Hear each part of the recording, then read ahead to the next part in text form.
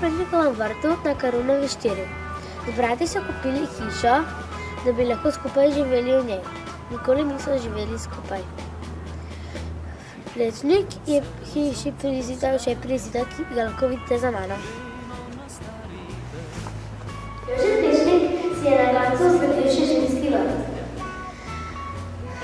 Zgradil si ga zato, ker je bil zelo rad rastline in jih je hodil občudovati tudi po zimi.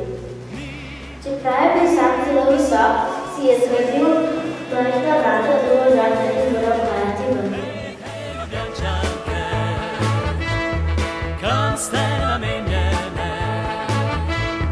Ružice rosne, prevzetne, ponosne, prebrhke Ljubljančanke. Ko vstopiš v Plečnikovo hišo, najprej vstopiš v vežo in toplo kuhinjo, v kateri je ob strani umivalnik, ki ga je Plečnik prinesel domov, čeprav ga je hotel dati na pokopališče.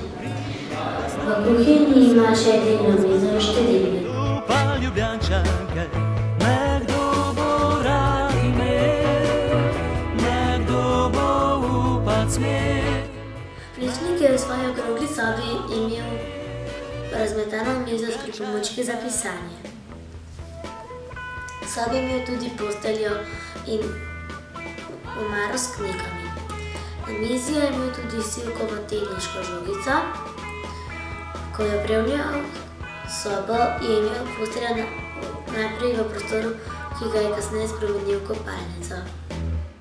Od nekdaj lepe ste slovele, bil je že naš poet. Vse, kar takrat ste imele, danes imate spet.